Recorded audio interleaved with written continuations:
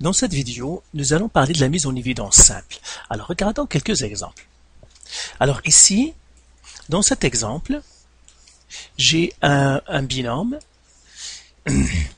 qui constitue des deux termes suivants. 16x à la 3y à la 5 et plus 12x à la 2y. Alors, qu'est-ce que ça veut dire la mise en évidence simple? Eh bien, ça veut dire trouver le plus grand diviseur commun des deux termes et les mettre en facteur. Et pour y arriver, en fait, on va traiter les nombres avec les nombres et les lettres avec les lettres. Alors, regardons par exemple pour les nombres 16 et 12. Qui est le plus grand multiple commun entre 16 et 12? Eh bien, c'est 4. Pourquoi? Parce que 4 fois 4, c'est 16. Et 4 fois 3, c'est 12. Donc, je vois que 4 est le diviseur commun ici. Donc, j'écris 4. Et puis, je passe aux x. J'ai x à la 3 et j'ai x à la 2. Donc, le premier terme ici, combien de x il peut offrir? Il peut offrir 3. Lui, combien de x il peut offrir? Il peut offrir 2, tout simplement parce que j'ai x à la 2. L'exposant, c'est le nombre de x que je peux offrir. Donc, puisque le deuxième terme ne peut offrir que 2, donc on ne peut mettre en commun que 2. Donc, x à la 2. Pour les y, le premier terme peut offrir 5y. Le deuxième ne peut offrir qu'un seul parce que y, c'est aussi y à la 1. Donc, on ne peut mettre en commun qu'un seul y. Et je mets une parenthèse ouvrante. Maintenant, je regarde 16 et 4. 4 fois quoi qui est dans 16? Eh bien, c'est 4. Donc, j'écris 4. Parce que 4 fois 4, c'est 16. Je regarde maintenant les x.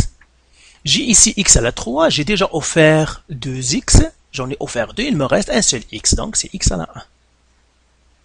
Je regarde les y, j'ai y à la 5, j'ai offert un y, il me reste un 4y, donc c'est y à la 4.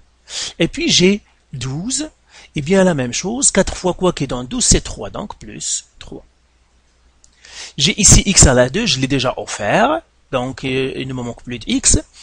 Y à la 1, je n'ai qu'un seul y, je l'ai déjà offert, donc il ne me manque aucun x. Donc, en fin de compte, qu'est-ce que je peux écrire? Eh bien, en éliminant les 1 inutiles, j'ai 4x à la 2 y, parce que ce 1 est inutile, qui multiplie 4x y à la 4 plus 3.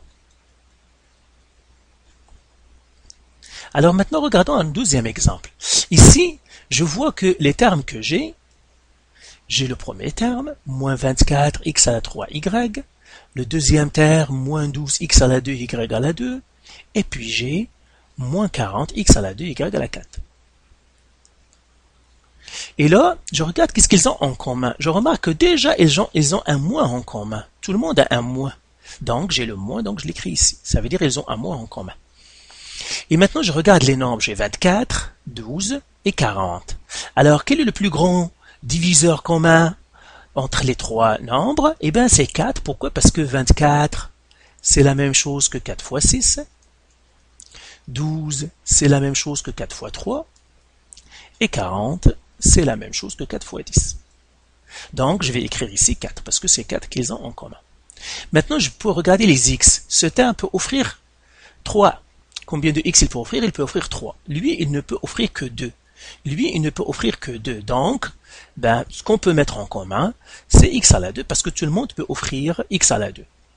Et pour les y, lui, il peut offrir un seul y, parce que ça c'est y à la 1, lui, il peut offrir 2, lui, il peut offrir 4, donc ce qu'ils peuvent mettre en commun, que y à la 1, parce que tout le monde peut offrir y à la 1. Et c'est tout, donc je mets la parenthèse ouvrante. Maintenant, je regarde le moins, il est déjà là, donc je l'ai déjà offert, 24, 4 fois quoi qui donne 24, c'est 6.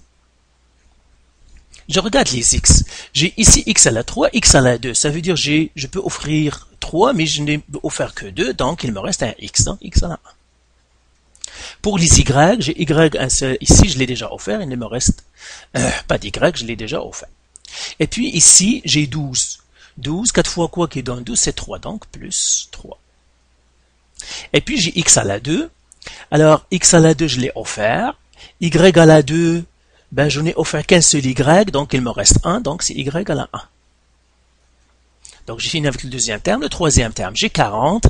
En fait, 40, c'est 4 fois 10, donc c'est plus 10. Pour les x, j'ai 2x, je les ai déjà offert. X à la 2, je l'ai offert. Ici, je peux offrir, j'en ai 4, mais j'en ai offert que 1, donc il me reste y à la 3. Et voilà maintenant Alors, en écrivant maintenant et en éliminant les 1 inutiles, ça va être 4x à la 2, y fois 6x plus 3y plus 10y à la 3. Voilà mon résultat. Donc voilà, donc ici le plus grand diviseur commun en fait c'est entre les deux termes, c'est moins 4x à la 2y. Donc voilà, faites les exercices du site et si vous avez des questions, vous pouvez toujours nous contacter.